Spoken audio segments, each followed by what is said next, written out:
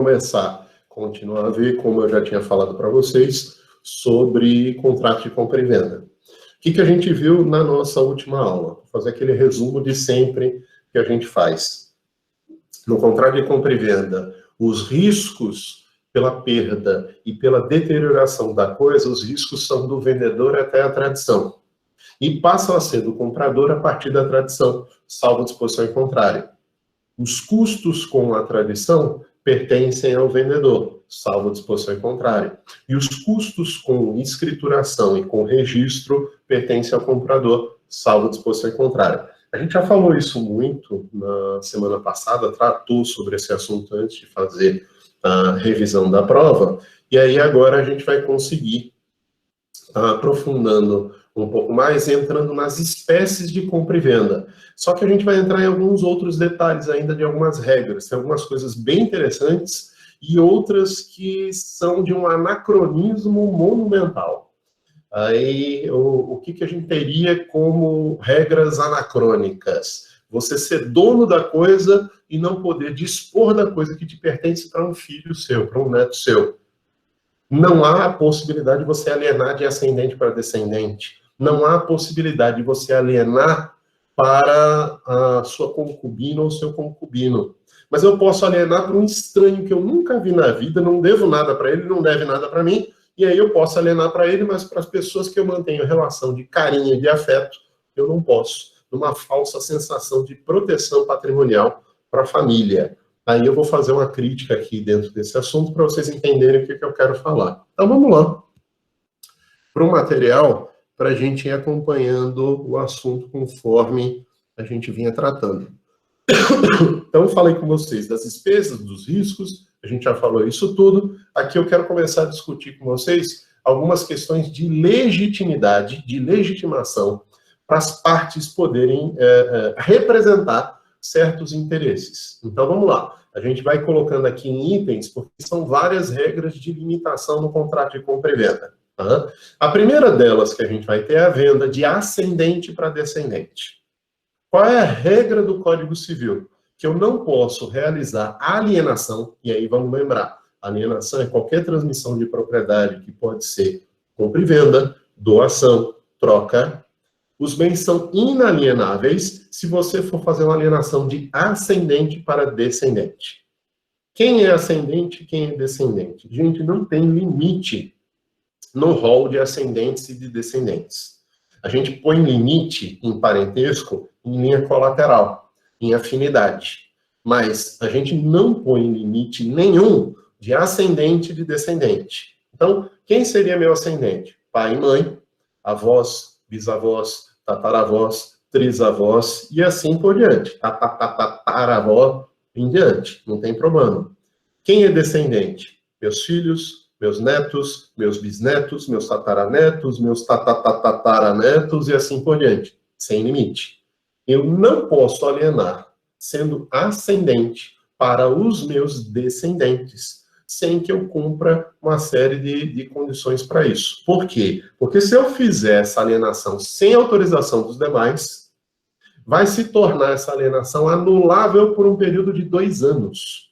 E aí eu quero que vocês tenham muito cuidado com isso. Por exemplo, aí eu vou fazer uma crítica que vai valer para outras limitações que a gente tem aqui. Mas, por exemplo, imaginemos que eu tenho um pai que tem uma preocupação muito grande com um de seus filhos, porque esse filho, ele teria algumas limitações. Limitação todo mundo tem. Um usa óculos, o outro manca de uma perna, o outro tem um retardo mental. Todo mundo tem algum nível de limitação. Só que as limitações, às vezes, interferem na tua vida regular e outras não. Tem certas limitações que, às vezes, os pais se preocupam muito com os filhos e querem deixar um resguardo para aquele filho. E aí não podem fazer isso, não podem fazê-lo, sob pena de 2 coisas. Primeiro, tornar anulável o negócio, porque ele fez em vida uma alienação e os outros herdeiros não deram autorização. Então, primeiro, para alienar de ascendente para descendente, tem que ter autorização de todos os descendentes. Então, se eu quiser deixar alguma coisa para o meu filho que tem uma série de limitações, e os outros estão muito bem de vida, Um é o médico, dono de hospital, o outro é o dono de uma grande indústria, o outro é ministro do Supremo Tribunal Federal, e simplesmente tem um filho que, desde que nasceu, tem limites, limitações, não teve um desenvolvimento mental completo, e por conta disso eu quero deixar mais patrimônio para ele ter casas para alugar e dar um sustento para ele. Eu vou ter que pedir, é meu patrimônio, eu vou ter que pedir autorização para os demais descendentes, para eles me autorizarem a doar o que é meu, para vender o que é meu, porque eu não posso fazer alienação de ascendente para descendente sem que haja autorização de todos os descendentes. Então, primeiro problema que a gente vai ter aqui. Segunda situação que a gente vai ter aqui. Mesmo que os descendentes autorizem, eu só posso alienar aquilo que fizer parte da legítima. Aí vou explicar para vocês direito das sucessões.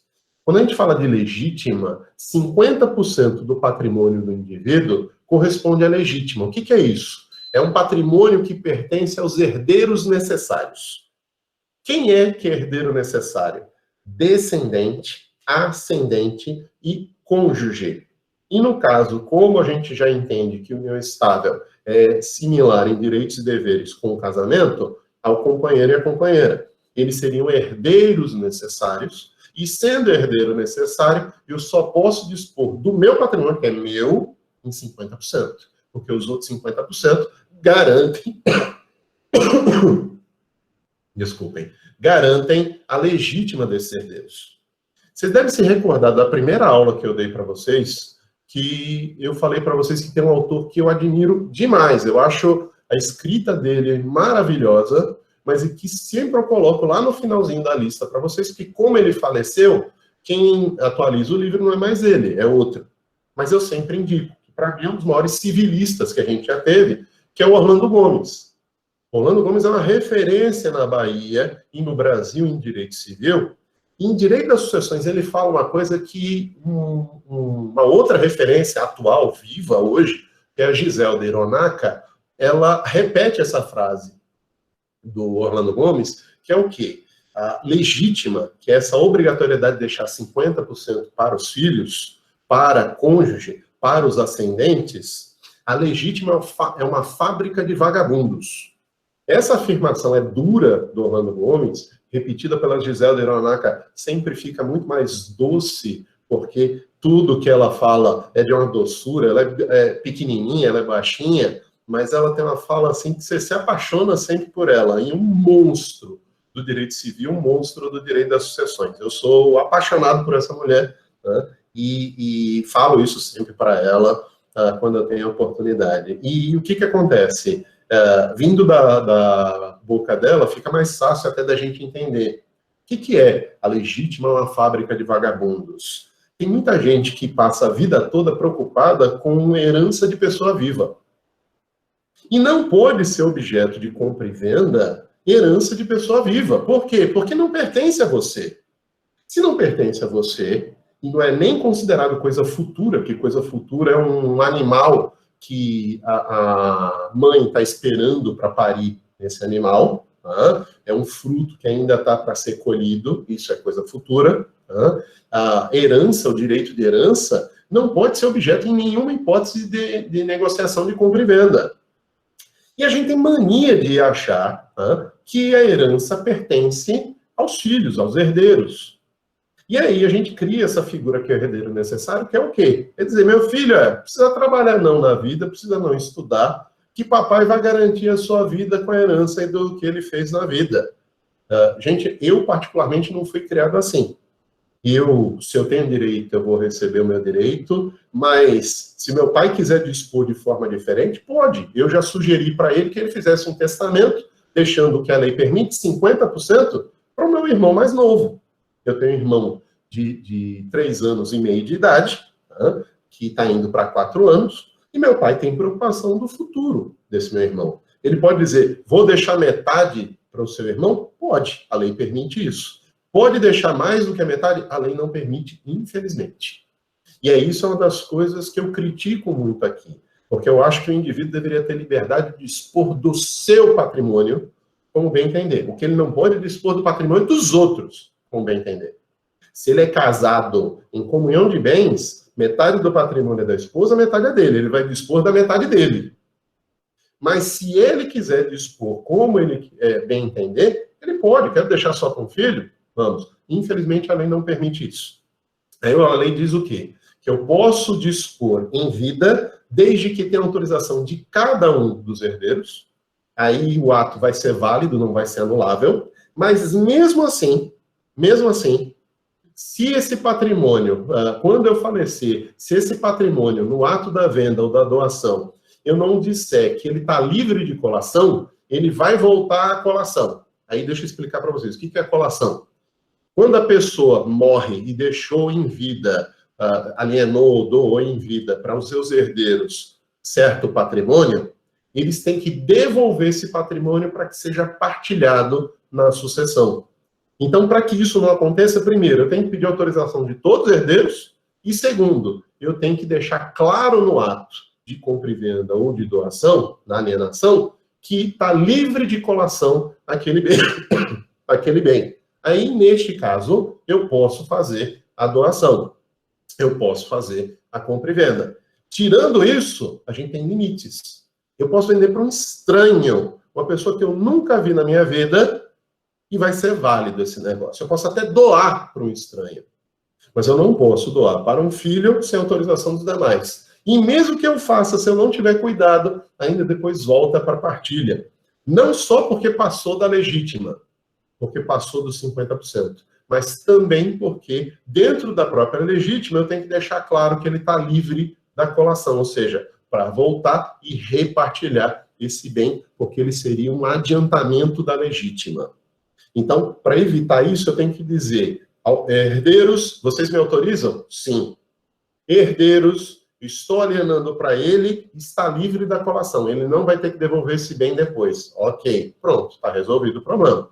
Se eu não fizer isso, não só se não tiver autorização, eles podem anular, porque seria anulável em 2 anos, como também no óbito do vendedor, no caso aqui, que a gente está falando de compra e venda, mas se for na doação do doador, que a regra vai ser a mesma, tem que voltar esse patrimônio para a colação, porque ele seria adiantamento da legítima. Então, só para vocês verem aqui como a coisa funciona. Deixa eu ver se tem alguma pergunta só aqui. Vamos lá. Se o dono do bem deixar para um de seus filhos em vida, deixar como, Genilda? Eu vou doar? Eu vou vender? Porque deixar em vida, você já está fazendo antecipação da partilha? Como é que é? Você tem um monte de opção do que você pode, do que você está me perguntando que pode fazer. Eu posso vender para um filho um bem, e ele vai me pagar por isso. Eu posso doar para um filho um bem. Eu posso fazer um planejamento sucessório. O que é o planejamento sucessório? Eu chego para os meus filhos e digo, filhos, ó, eu não quero vocês brigando quando o papai morrer. Metade do que eu tenho é seu, metade do que eu tenho é seu. São 2, já estou dividindo agora. E eu, para não ficar pobre até morrer, eu vou ter usufruto daquilo que é de vocês. Eu posso fazer isso? Posso. Isso a gente chama de planejamento sucessório. E eu posso, numa outra hipótese, fazer o quê? Não deixo nada em vida para eles e deixo um testamento dizendo o que vai para quem. Aí eu posso fazer um testamento, um legado, dispondo de como as coisas vão funcionar. Então, nesse caso, eu quero que vocês tenham cuidado, porque o que a gente está falando aqui é, eu posso vender? A regra é não. Para vender, eu tenho que ter autorização dos herdeiros e tem que ser dentro da legítima, ou seja, de 50%. Para não virar adiantamento da legítima, eu tenho que deixar claro no contrato de compra e venda ou na doação, porque a regra vai ser a mesma, que eu estou deixando esse bem livre de colação, ou seja, livre de ser devolvido para partilhar entre os herdeiros. E aí a gente tem que ter cuidado por conta disso.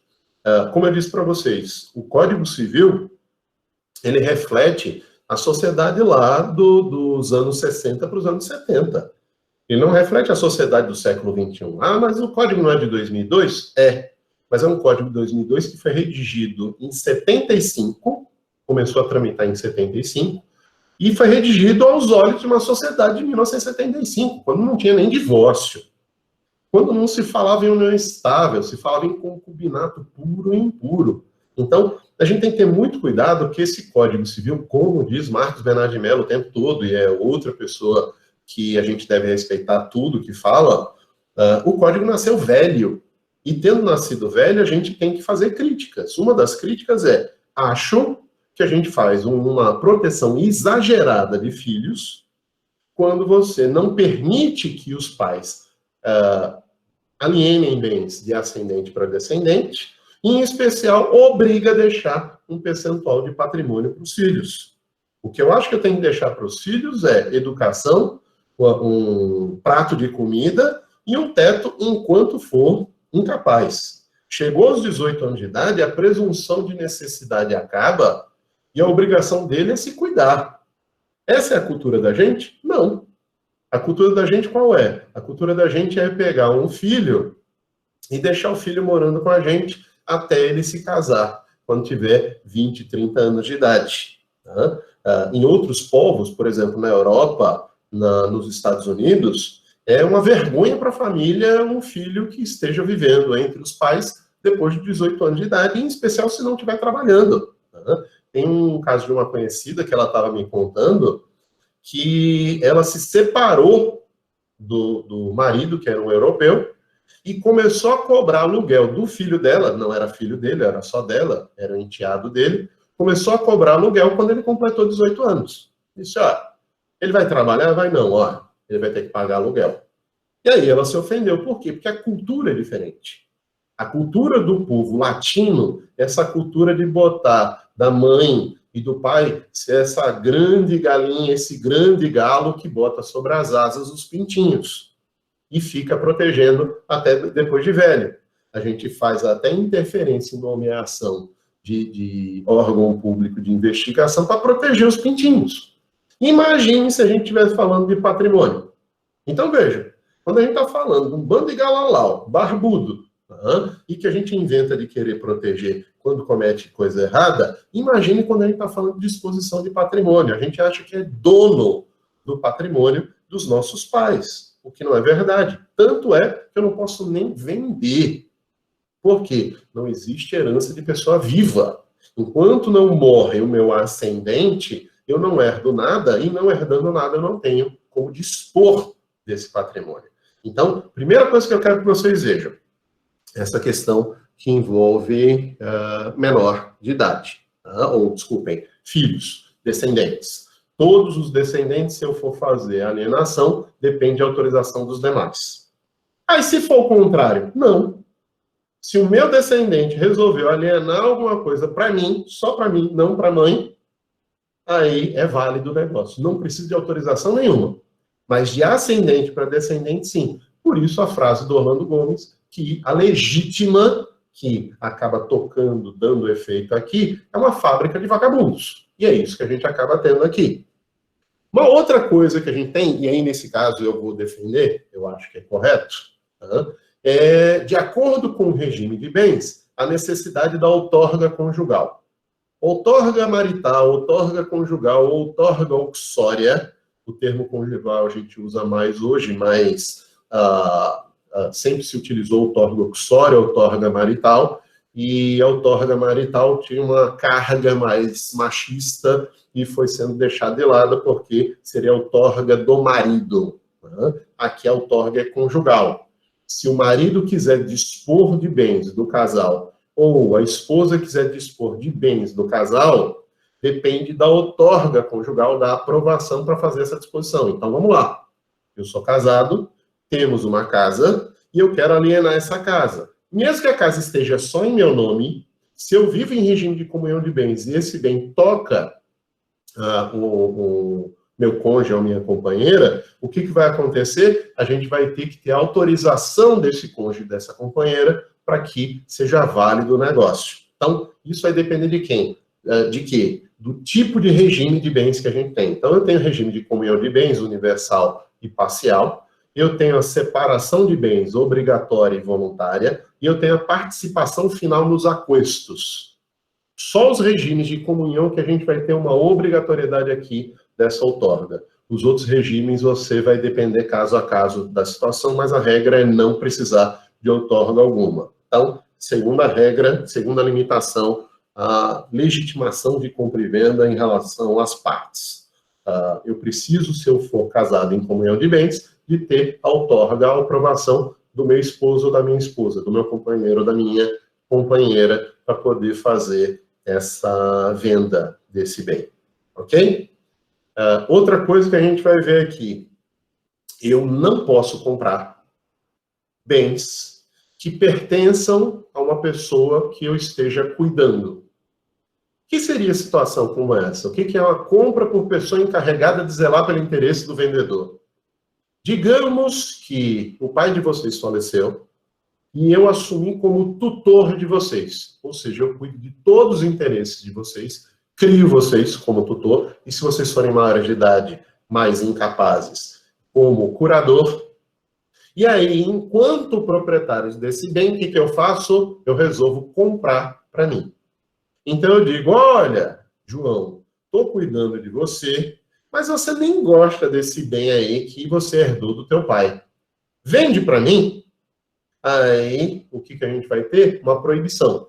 O tutelado não pode vender nada para o tutor e o curatelado não pode vender nada para o curador. Por quê? Porque você é responsável por cuidar dos interesses daquela pessoa e está se aproveitando daquela pessoa, adquirindo um bem que pertence a ela. Mas se ela precisar, ela não pode vender? Pode. Vender para quem? Para terceiro, não para você, que é o tutor, o curador do tutelado ou do curatelado. Então, neste caso, a gente tem que ter cuidado aqui, porque a pessoa que é encarregada de cuidar de um tutelado ou de um curatelado, essa pessoa não pode adquirir bens desse tutelado ou desse curatelado.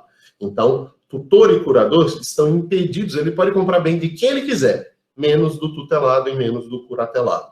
A gente vai ter uma proibição nesse caso. Outra limitação que a gente vai ter, a falta de legitimação do condômino para vender a estranho coisa indivisa. Aí deixa eu explicar aqui.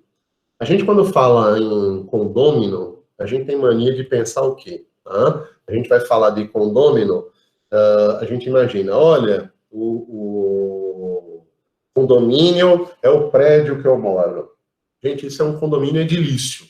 É um condomínio que você tem uma moradia verticalizada, horizontalizada, dividida entre vários proprietários. Então, você tem uma área comum que é dividida, fracionada entre várias pessoas.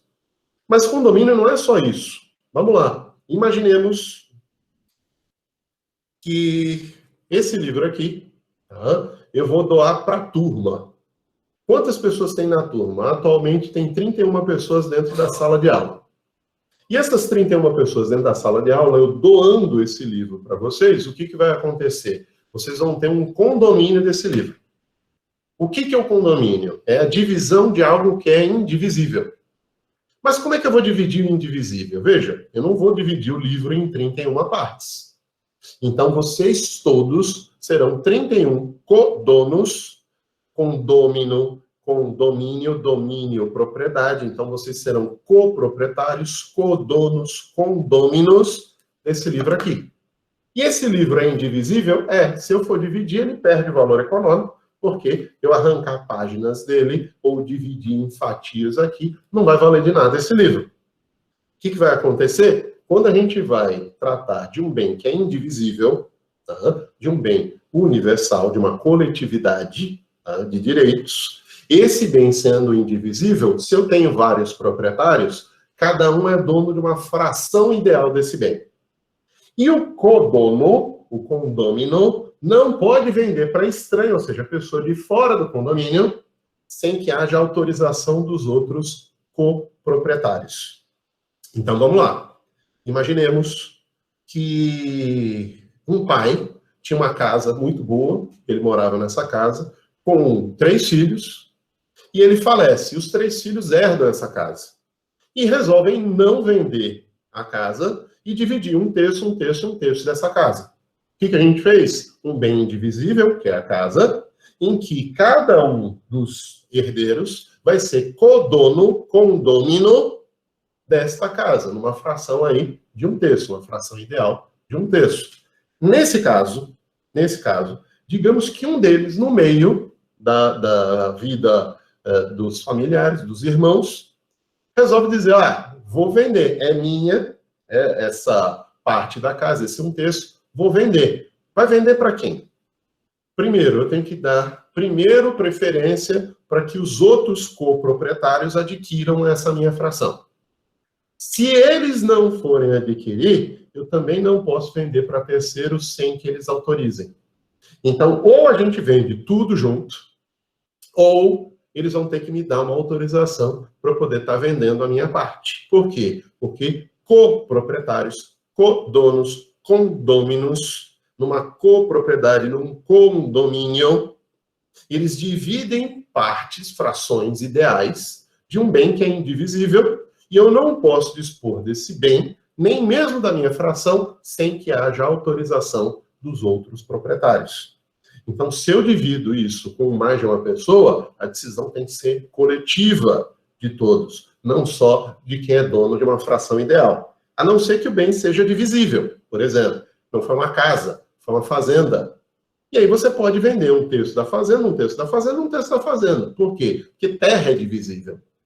O que não é divisível é uma casa, que você não vai dizer a parte de cima é da irmã, a parte de baixo é do irmão. Pronto. Aí o irmão vende a parte de baixo, como é que a irmã vai usar a casa se, na verdade, não tem a propriedade da parte de baixo, só da parte de cima? Vai ter que fazer uma ponte para entrar em casa? Isso é uma coisa surreal, vai ter uma passagem forçada? Isso não vai existir. Então, se o dono da parte inferior da casa, digamos, pensando aqui numa brincadeira, quiser vender, ele vende para o dono da parte de cima ou pede autorização para que seja vendido para terceiro, para estranho, porque a regra é não poder vender para estranho. Então, quem é dono de condomínio não pode vender para estranho. Deixa eu ver aqui, que parece que tinha uma pergunta, mas como eu já tinha começado a falar, eu não quis perder o fio da meada. Deixa eu ver só aqui o que a Genilda falou para responder na Alicia. Eu quis dizer, o ascendente deixar o bem em vida para um de seus filhos sem autorização dos demais filhos. Se pode? Não, não pode. Se ele fizer sem autorização dos demais, é anulável. Qualquer outro herdeiro pode, num prazo de 2 anos, entrar com a anulabilidade disso. E ainda assim, mesmo que ele não faça e se torne válido esse ato, se não ficou claro que ele está livre da coação no óbito do vendedor ou do doador, se for o caso aqui, que é o ascendente, aí vai ter que voltar esse bem para a colação. Isso vocês vão estudar em direito das sucessões, não é nem aqui em contratos. Tá? Só para responder a Genilda. E vamos lá, a Ana Alicia está perguntando, minha tia permitiu que uma sobrinha construísse uma casa nos fundos da casa de herdeiro, sem autorização dos irmãos. Caso eles decidam vender a casa, a sobrinha vai ter direito somente à parte que construiu ou ao montante do todo, total. Ana, a gente tem que pensar nisso como uma benfeitoria.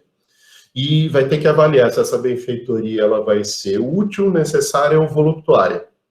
Se fiz algo só para embelezar, não vai haver a possibilidade de indenização. No máximo, eu consigo levantar a coisa comigo. Se a benfeitoria for necessária, ou seja, para manutenção do bem, aí eu vou ser indenizado mesmo que não tivesse autorização de ninguém. Mas sendo benfeitoria útil, eu só vou ter a possibilidade de ser indenizado por essa benfeitoria se eu tiver de boa fé. E pelo que eu estou vendo aqui, só teve autorização de uma proprietária, não de todos. Logo, até tem uma boa fé parcial em relação à sua tia, mas não teria em relação aos outros tios ou os outros irmãos. E isso é uma dor de cabeça que essa sobrinha vai ter nesse caso.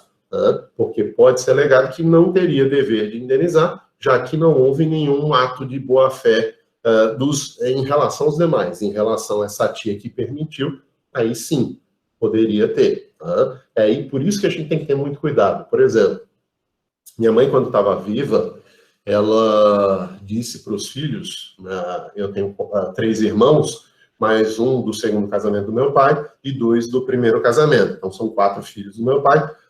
Os meus 2 irmãos do primeiro casamento do meu pai, a minha mãe, quando estava viva, ela disse, olha, minhas joias todas, quando eu morrer, vai para sua irmã.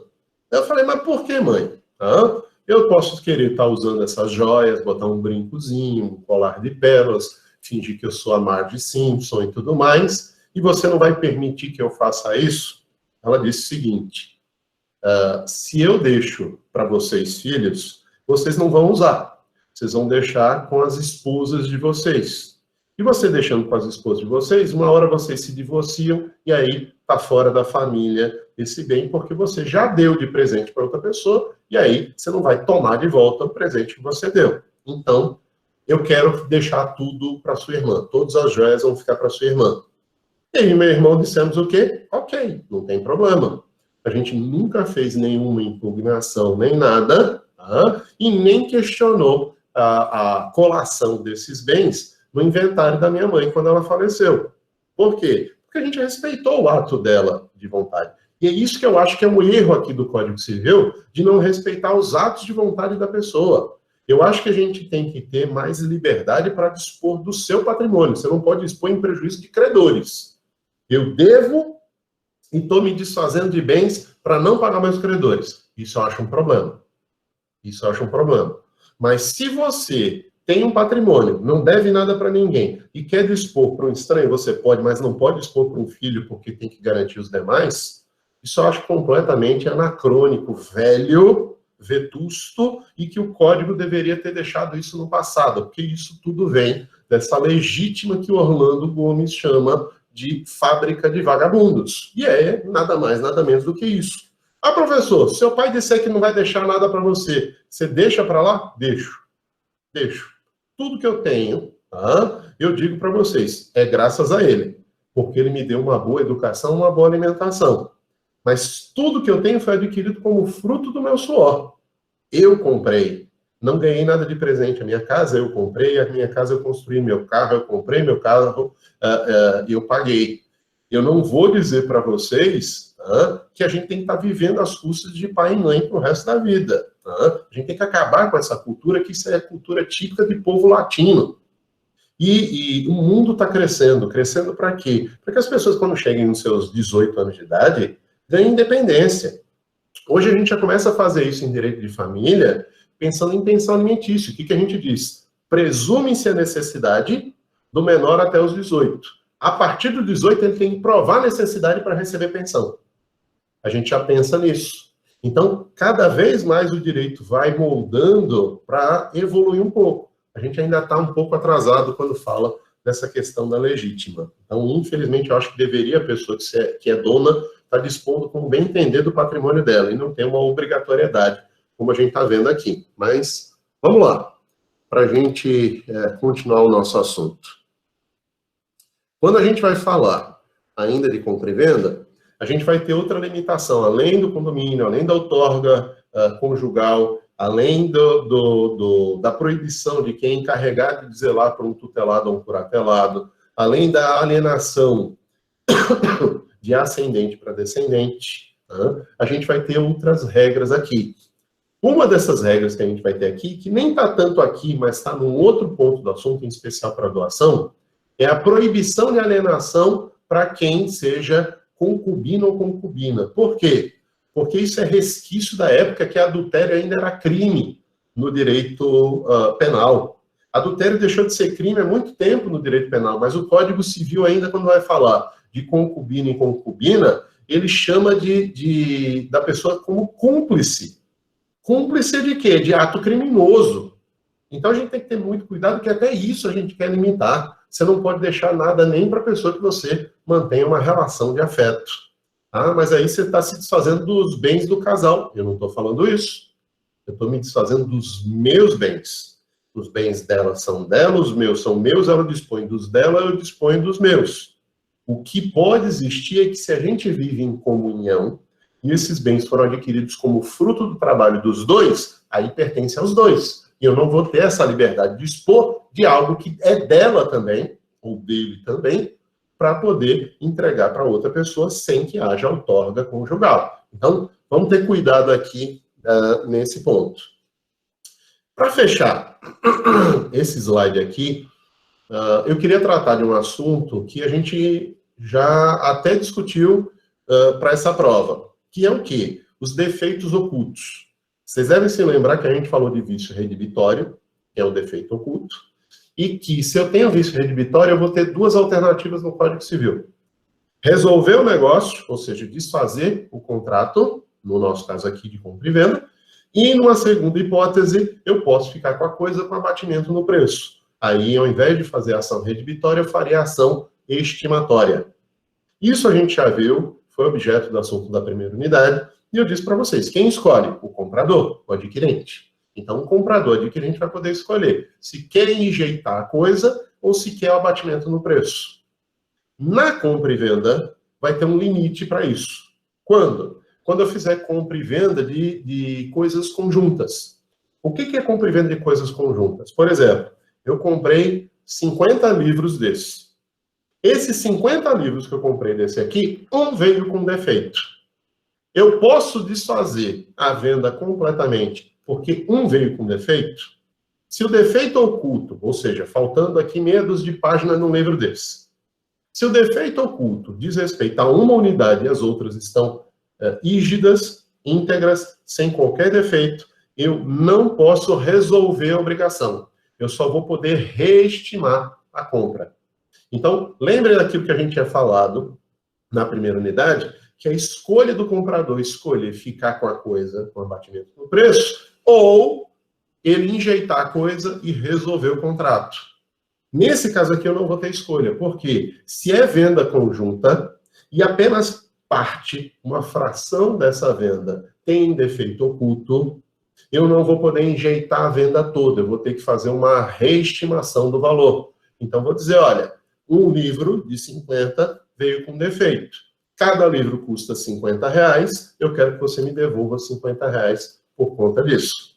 Posso fazer isso? Posso. Essa é a regra que a gente está vendo aqui. Então, não me autoriza resolver, enjeitar, rejeitar toda a compra e venda só pelo fato de uma ter defeito. Se é uma venda conjunta, aí você só vai enjeitar se tiver defeito em todas elas. Ou se você, e aí o código não fala isso, mas eu acho que é razoável essa interpretação, se você tiver a necessidade comprovada de cada uma daquelas peças daquele conjunto. Por exemplo, eu comprei 10 engrenagens e a máquina só vai funcionar com as 10. Se uma tiver defeito, de nada me adianta 9 engrenagens. Então, neste caso aqui, eu vou poder enjeitar a coisa porque o defeito pega todo o contrato. Uma peça veio com defeito. Mas faltar uma peça é faltar tudo para mim. E aí, nesse caso, eu posso enjeitar o todo. Isso é uma interpretação minha. Isso é uma interpretação doutrinária. Isso não é uma disposição da lei. O que a lei diz? Se for compra e venda conjunta, o defeito de um não permite a rejeição da compra e venda toda. Só vai permitir que você faça a reestimação do valor. Então, eu entro com a ação quanti minoris ou ação estimatória, reestimo o valor e desconto aquela coisa que eventualmente tem o defeito. Ok? Vamos lá. Deixa eu passar para o próximo slide para a gente continuar o assunto. Deixa eu ver se tem alguma pergunta de vocês. Nenhuma pergunta, nenhuma dúvida até aqui, gente? Vamos lá. Então, dando continuidade aqui para o nosso assunto, vamos começar a ver aqui algumas espécies de compra e venda. Né? Entre as espécies de compra e venda, uma figura que a gente pode colocar aqui que é interessante é a venda por amostra. E aí, o que é a venda por amostra? Venda por amostra é você ter um exemplar de um todo. Então, o que é muito comum? Por exemplo, vou botei aqui uma foto para vocês lembrarem. Uma amostra grátis de perfume. Aqueles vidrinhos bem miudinhos, que eles até dão para você de presente, muitas vezes, para você gostar daquele perfume e comprar o vidro grande, que é uma fortuna. Então, é meio papel de traficante de drogas que primeiro te vicia e depois vai te vender o entorpecente com preço lá em cima. Essa é a ideia que a gente tem da venda por amostra, é ter que cuidado.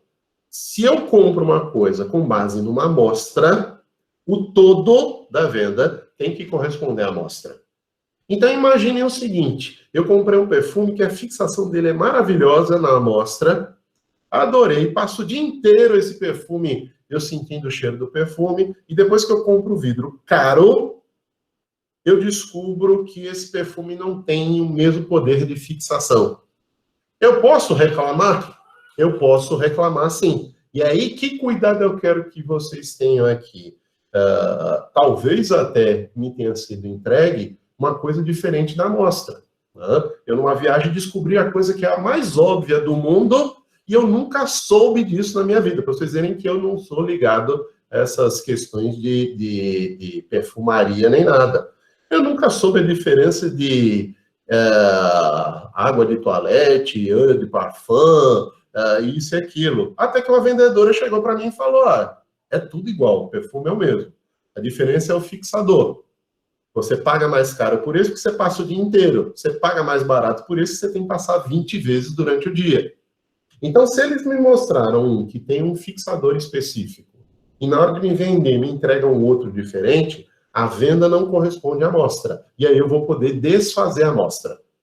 Um outro exemplo para vocês entenderem o que eu quero falar. Eu estou construindo a minha casa, e ao construir minha casa, eu quero ver um piso. Aí eu vou pegar na loja que vai vender o piso amostras. Então ele vai ter a amostra de cor, a textura, a dureza lá do piso, que eu vou fazer uma série de testes sobre esse piso. Aquilo que me agrada naquela amostra, que tem lá 10 centímetros por 10 centímetros, eu vou dizer, eu quero X metros quadrados para botar no meu apartamento, para botar na minha casa, para botar no meu escritório.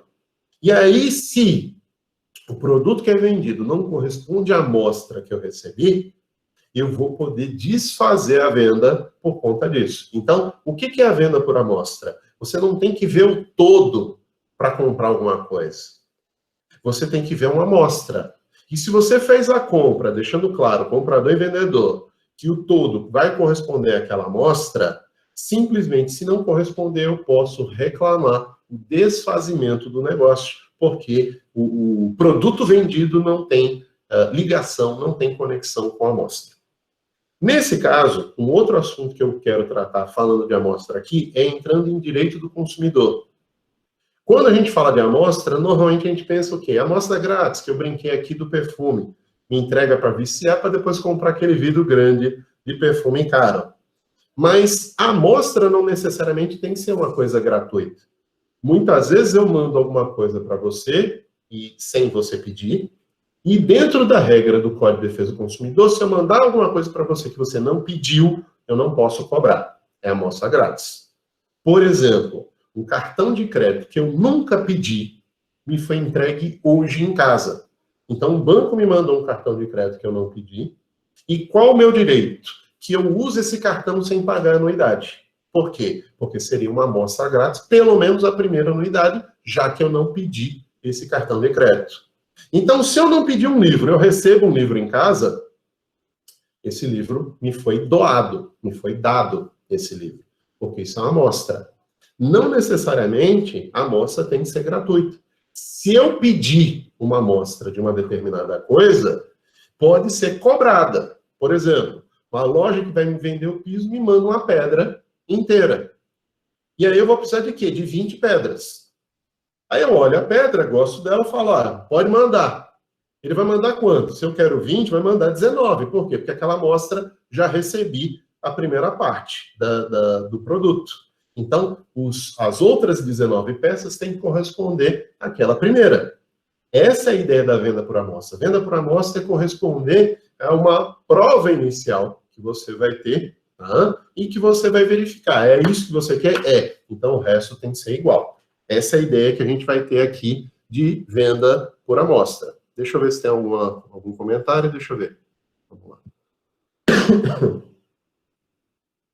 Vamos lá, sem comentários. Uma outra venda que a gente vai ter é a compra e venda ad corpus e ad mensuram. O que é a compra e venda ad corpus e o que é a compra e venda ad mensuram? Compra e venda ad corpus não é importante para mim a quantidade da coisa vendida. O que é interessante para mim é a qualidade da coisa vendida. Então, por exemplo, se eu estiver falando de uma fazenda, normalmente uma fazenda ela é vendida como uma venda ad mensuram. Ad mensuram pela mensuração tamanho, medida. Então, uma fazenda é vendida por quê? Eu tenho 10 tarefas de terra, 15 alqueires, ou seja lá qual for a medida que você tenha, você vai vender. Não vai me interessar aí se essa fazenda tem uma cachoeira, se tem um rio passando, se tem uma casa, uma sede bonita nessa fazenda, porque o que me interessa é o quê? Tamanho de terra, para botar pasto para boi e para poder plantar e vender cana-de-açúcar, soja, ou seja lá o que for. Isso é venda ad mensuram. A venda ad corpus, você se preocupa com as qualidades da coisa. Então, eu vou comprar um aparelho de ar-condicionado, eu quero não qualquer aparelho. Eu quero um de 18.000 BTUs, split do modelo tal. Isso é uma venda ad corpus, não é uma venda ad mensuram. A venda ad mensuram, você não se interessa com a qualidade da coisa, mas sim com a quantidade. Então, por exemplo, eu comprei 5 toneladas de soja. Qual o tipo da soja? Não sei. Nem sei se soja tem tipo, deve ter, até cana tem tipo, por que não soja teria também? Então, nem quero saber o tipo da soja, o que me interessa é, quero 5 toneladas de soja. Se me entregar 5 toneladas de soja, cumpri o contrato. Ah, mas eu quero 5 toneladas de soja, em que metade é um modelo XYZ. Aí eu quero esse tipo de soja porque é uma soja especial, ela tem uma produtividade melhor e que por conta disso eu quero essa soja. Aí nesse caso o que eu tenho? Não só uma venda ad mensuram, porque eu estou falando eu quero 2 toneladas dessa soja, mas também eu estou falando da qualidade dela, do tipo. Então as compras e vendas que se façam, elas podem ser exclusivamente ad corpus, exclusivamente ad mensuram, ou podem ser as duas ao mesmo tempo. Então, vou comprar uma fazenda não só pelo tamanho, mas também pela casa que tem lá. Também pela cachoeira que tem lá. Então, ela seria ad corpus e ad mensuram. Mas é importante esse tipo de discussão porque, imaginem, esse tipo de processo eu já me deparei, imaginem que eu sou um vendedor de tecidos e me comprometi a vender X metros de tecido, não interessa o tipo de tecido, vender X metros de tecido para um lojista, um varejista. Então, esse meu cliente, que é atacadista, ele vende para o varejista X metros de tecido. Todos os meses que ele mandava metade tecido bom, metade tecido ruim, e todos os meses que ele mandava mais tecido bom do que tecido ruim, o comprador nunca reclamou. Mas quando teve um mês que ele mandou mais tecido ruim do que tecido bom, o comprador quis enjeitar a venda sob o argumento de que ele tinha mandado só tecido porcaria e que, por conta disso, ele não iria aceitar aquela compra e venda. Qual é a defesa que a gente teve que fazer? A defesa que a gente teve que fazer é dizer, olha, esse contrato não é ad corpus. Você não pediu X de seda, X de chita, X disso, X daquilo. Você disse, eu quero X metros de tecido. Tecido pode ser pano de chão, tecido pode ser um saco de açúcar e tecido pode ser um vestido, um tecido para fazer um vestido de casamento de uma princesa da Grã-Bretanha. Tanto faz. Então, quando a gente faz o contrato que é ad mensuram, você não está preocupado com a qualidade. E aí você não pode reclamar que aquela coisa não tenha a qualidade esperada, porque você não incluiu no contrato a preocupação com a qualidade. É a mesma coisa se você faz uma compra ad corpus e depois fala, mas eu achei que fosse mais pesado, que fosse maior isso que eu comprei. Estou meio arrependido. Você comprou exatamente o que você queria, porque você queria as qualidades. E aquilo que te foi entregue tem aquelas qualidades? Tem. Então aí vai ser importante a gente distinguir venda ad corpus, exclusivamente, venda ad mensuram exclusivamente, ou aquele padrão que a gente se preocupa não só com a quantidade, mas também com a qualidade da coisa. E aí a gente teria a discussão de venda ad corpus e venda ad mensuram. Aí vamos lá, deixa eu ver. Bora lá, Silveli. O que é venda ad mensuram? Mensuram, mensuração. Mensurar, medir. Medida pode ser peso, medida pode ser volume, medida pode ser N formas de medida. Por exemplo, qual é a sua altura? Qual é o seu peso? Qual é a sua agora esqueci o nome, envergadura? Então, você tem que ter essas medidas para quê? Por exemplo, você vai fazer uma roupa, tem aluno aí na sala que tem metade do meu tamanho e metade do meu peso. Eu devo estar agora com uns 500 quilos depois desse coronavírus, dessa pandemia, porque a gente em casa só faz comer. Então, vamos lá. Eu, quando vou comprar uma roupa, eu não me preocupo apenas com a qualidade. Então, eu tenho que saber qual é o tecido dessa roupa aqui, qual a marca dessa roupa aqui. Isso é uma venda de corpos. Mas a venda de mensura também tem que ter uma preocupação quanto ao tamanho, quanto à medida. Essa é a ideia da venda de mensura. Então, imagine que eu compro uma camisa dessa aqui e ela fica baby look e eu fico com o umbigo de fora dando aula para vocês. Além de ser uma cena tosca e que quem vê essa cena não vai dormir nunca mais na vida, porque vai ter pesadelos enormes, tá? A pessoa vai preferir enfrentar o it, a coisa, do que fechar os olhos para me ver de novo nessa condição, tá? Mas aí envolve o tamanho. Então, a venda de mensura é isso. Qual o tamanho? Qual é a quantidade? Qual o volume? Isso é venda de mensura. Então, na venda de mensura, deixa eu ver aqui o Rafael. Na venda de mensura, caso não corresponda às dimensões vendidas, caberia o quê? Desfazer. Se eu estou comprando 10 tarefas de terra, ou eu executo o contrato para ter as 10 tarefas de terra, ou eu quero desfazer a venda, porque eu quero 10 tarefas de terra. Você entregou coisa menor, e a não ser que a gente ajuste, porque veja, vamos voltar lá para o direito das obrigações que vocês viram no semestre passado. Qual é a obrigação do devedor, Rafael? Entregar 10 tarefas de terra. Entregou 9. O que ele está? Em dívida, ele foi inadimplente. Quais são as minhas alternativas? Quando a inadimplência resolver o contrato, ou quando a inadimplência você executar o contrato, ou seja, cadê a outra tarefa de terra que está faltando aqui? Então, eu posso fazer essa reclamação aqui para que a gente tenha uma compra e venda que seja exatamente aquilo que foi ajustado. Mas eu posso receber a menor? Posso. Vamos lá. Eu tenho que receber 10 tarefas de terra e recebi 9. Eu posso receber? Posso. Sou obrigado a receber? Não. Alguém pode receber coisa diferente daquilo que foi ajustado se aceitar. Como é que a gente dá o nome disso, Rafael?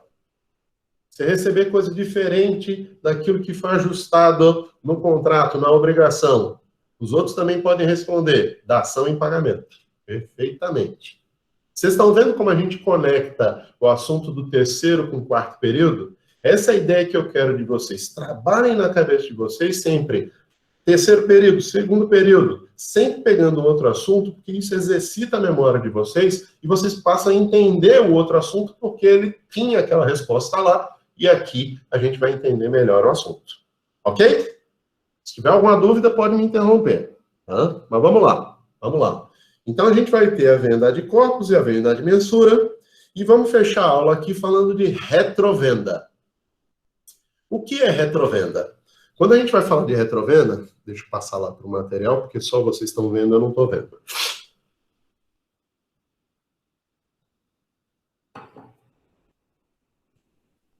Quando a gente vai falar de retrovenda, vai ser uma coisa que eu quero que vocês tenham muito cuidado, porque quem lê o assunto acaba meio que pirando a cabeça quando lê esse assunto. Que é mais ou menos assim. O vendedor compra a coisa e o comprador vende a coisa. Aí quando você lê isso, você fala, não, calma lá. O Flávio Tartucci, o Paulo Lobo piraram na batatinha aqui, estão com dislexia e estão trocando as coisas. Está dizendo que o vendedor vai comprar e o vendedor e o comprador vai vender. Como é que é isso? Comprador compra, vendedor vende. E eu não vou poder ser o vendedor para comprar e o comprador para vender. Na retrovenda, sim. O que é retrovenda? Eu, vendedor, vou vender uma coisa para vocês. E que coisa eu vou vender? Um bem imóvel, porque não pode ser feito retrovenda com bem móvel. Então, eu vou vender um bem imóvel e vou incluir no contrato uma cláusula de retrovenda. O que é essa cláusula de retrovenda? É uma condição resolutiva da compra e venda. Vamos voltar agora não para o terceiro, vamos para o segundo período. O que é condição? Condição é fato futuro e incerto. Por exemplo, meu filho Quando você passar no vestibular, eu te darei um carro. O contrato existe, o contrato é válido, mas enquanto você não passa no vestibular, ele é ineficaz. Por quê? Porque pende aqui uma condição suspensiva. As condições suspensivas, elas impedem os efeitos do contrato. Mas aqui é o contrário, é uma condição resolutiva. O que é condição resolutiva? O contrato ele tem efeito até o implemento dessa condição, quando deixa de existir o contrato, ou ele deixa de ser eficaz.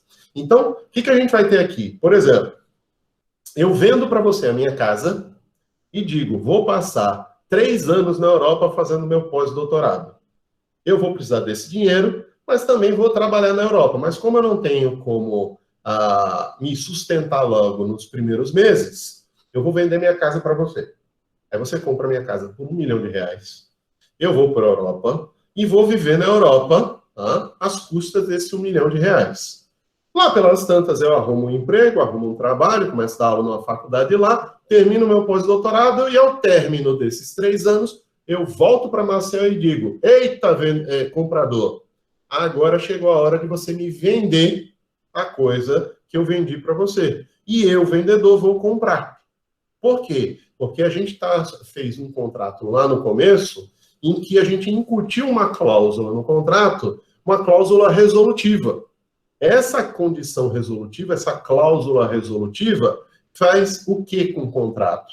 Ele diz, terminado o prazo que foi ajustado, que é de até 3 anos, a gente vai fazer um retrato da compra e venda. Então, eu vendi para você e você vai me revender. Por que preço? O mesmo preço. Ah, professor, mas não pode ser um preço diferente? Gente, o preço diferente que eu vou dizer para vocês que pode é por correção da quantia. Mas não vou poder valorizar ou desvalorizar esse imóvel.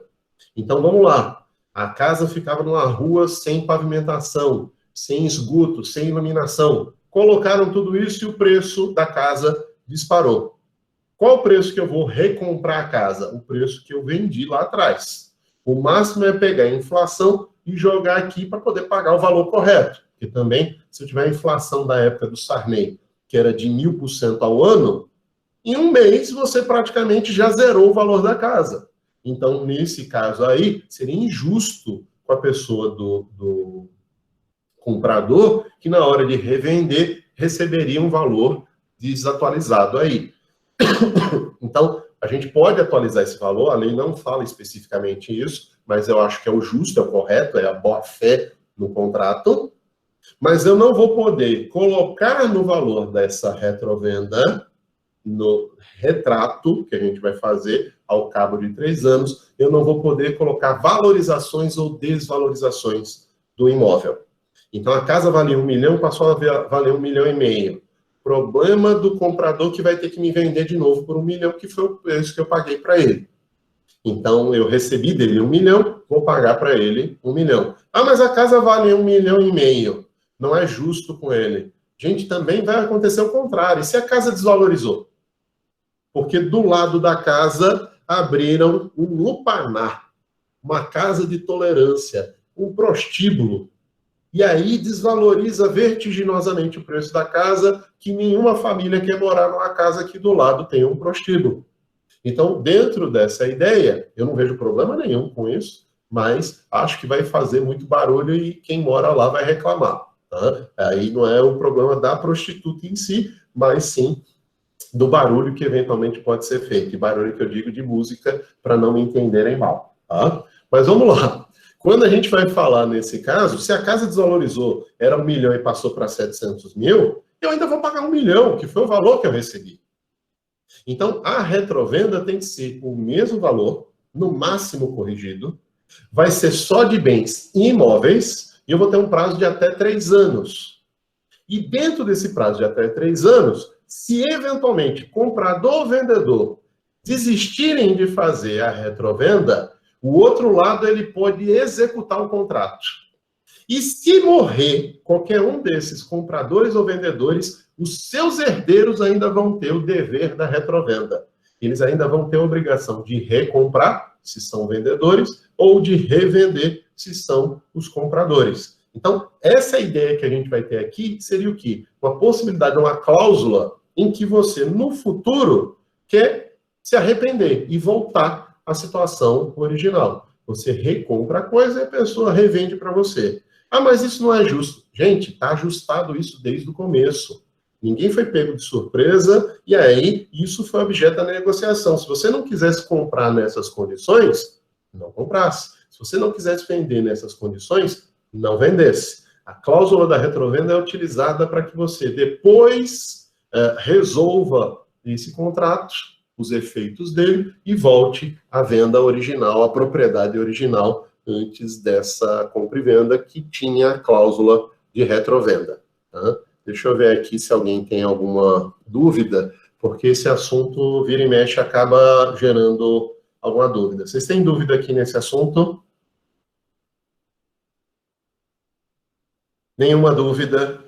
Vou falar só de um assunto, eu achava que eu ia estender um pouco mais, falar só de um assunto que deve levar só uns 5 minutinhos aqui com vocês, que, além da retrovenda, é a preempção, que é a preferência.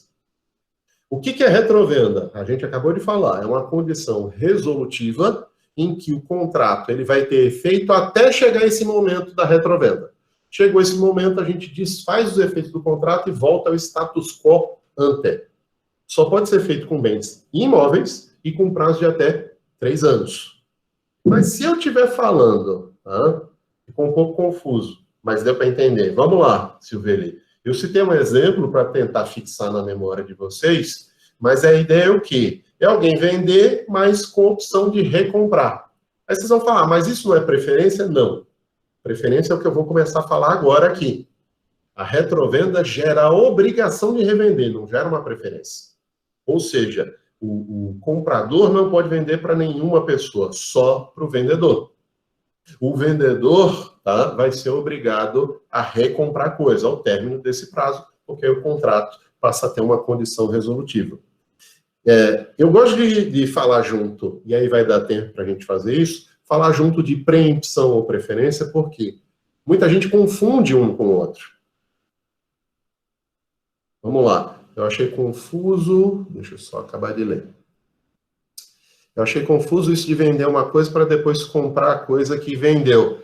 Silveli, isso é para pessoas normais como eu e você, que a gente acha realmente confuso, que ninguém quer vender as coisas para recomprar depois. Mas existe essa possibilidade. O direito não pode fechar os olhos para as possibilidades que eventualmente surjam. Tá? É como, por exemplo, a gente mantém relações matrimoniais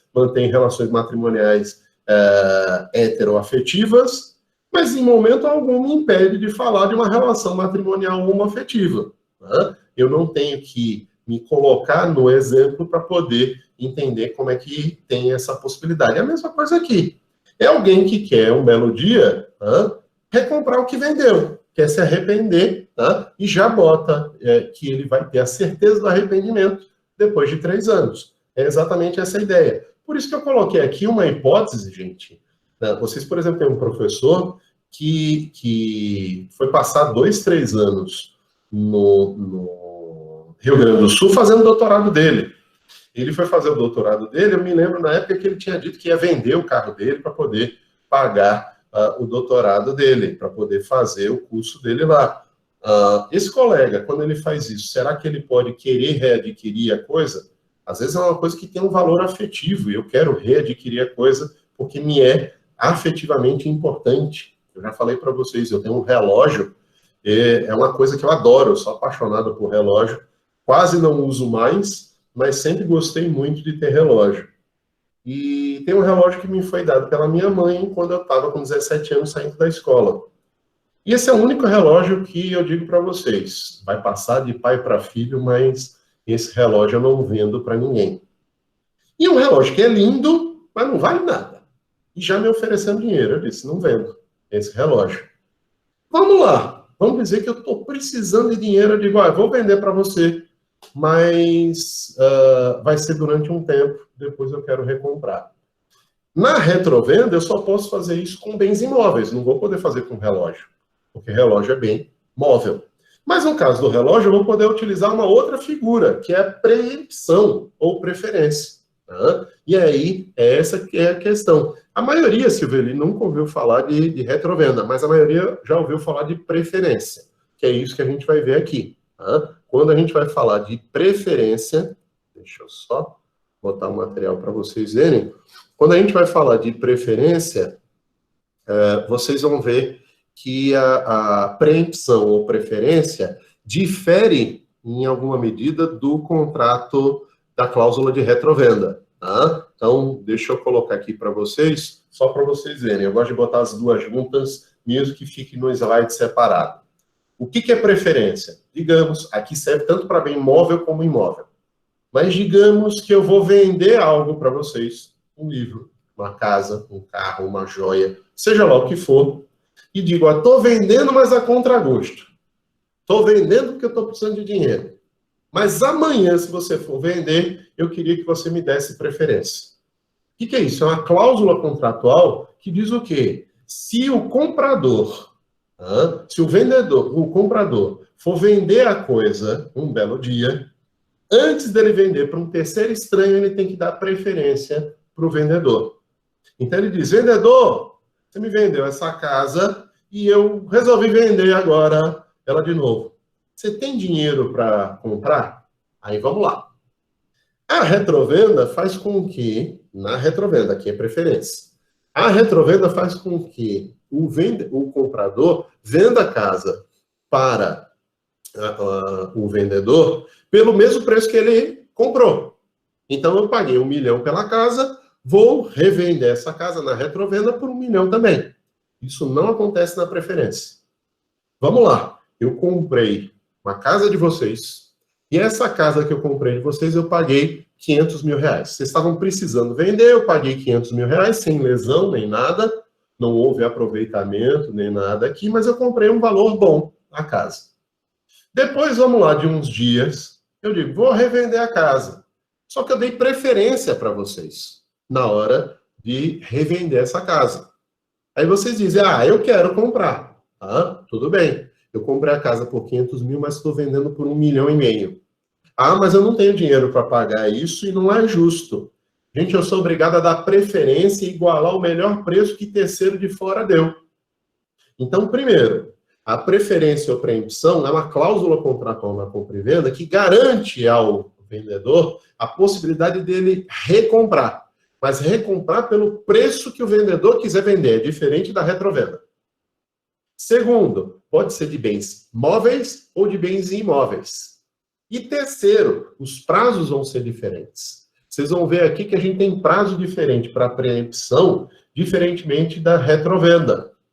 Quando a gente vai falar de retrovenda, o prazo é só para bem imóvel em até 3 anos.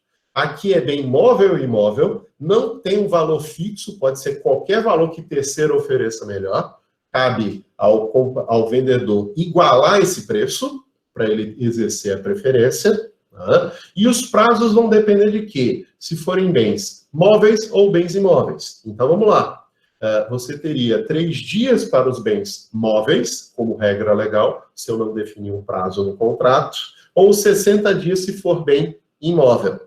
E as partes podem estender esse prazo para um prazo maior, ficando para bens móveis 180 dias e para os bens imóveis até 2 anos para exercer essa preferência. Então, eu fiz aqui com vocês um outro slide que compara a diferença de retrovenda com a preferência ou preempção. Então, um é só para imóvel, retrovenda, aqui é móvel e imóvel.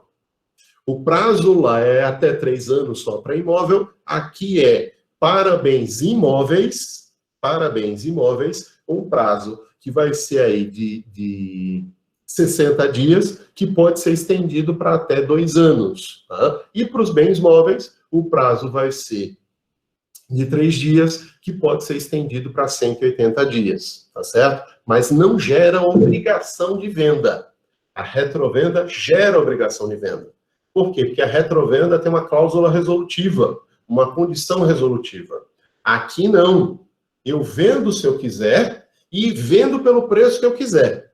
Você é obrigado a igualar o preço da melhor oferta de terceiro, mas se você não igualar, eu vendo para quem eu quiser, a hora que eu quiser e do jeito que eu quiser.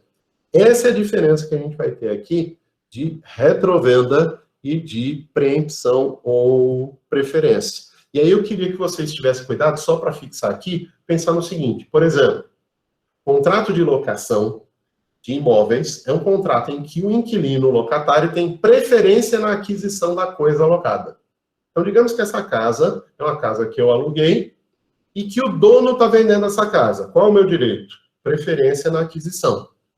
Que preferência? Eu acho que a casa vale 500 mil, mas ele está vendendo por 800. Eu não tenho 800. Então, não vou exercer meu direito de preferência.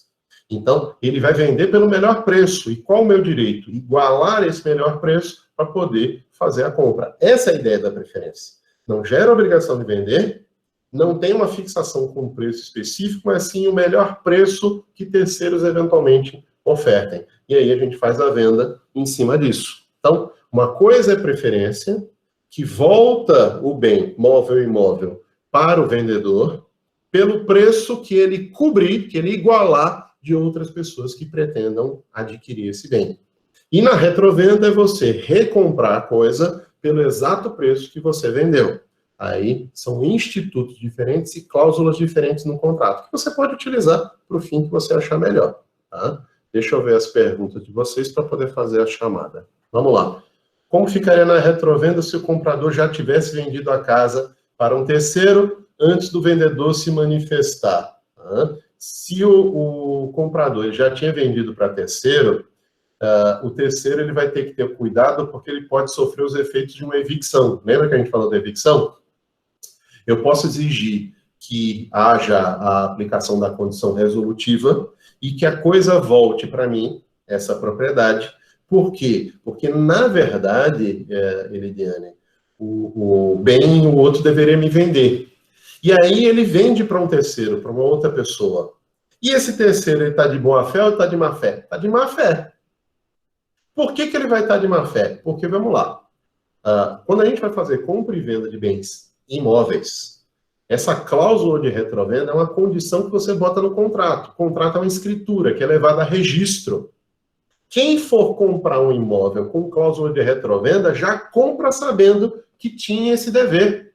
E ele corre o risco de perder a coisa para o vendedor, que vai readquirir essa coisa executando o contrato. Então, eu posso sim executar o contrato, posso adjudicar a coisa de volta para mim, só depositando valor. Eu digo, olha, tá aqui, estou depositando valor, eu quero a coisa de volta para mim. E aí eu poderia fazê-lo, porque, em especial, quem viesse a comprar, tomaria ciência na escritura que estaria lá registrada com a cláusula de retrovenda. Então, a não ser que se faça um acordo, e aí é uma outra situação, a gente vai poder executar, sim, o contrato mesmo que você venda para terceiro. Então, tem que ter cuidado dentro disso. Tá bom? Alguma dúvida? Consegui, a duras tosses, chegar mais ou menos no final da aula. Vamos fazer a chamada de vocês e aí eu libero vocês para vocês descansarem. Tá bom? Deixa eu encerrar aqui.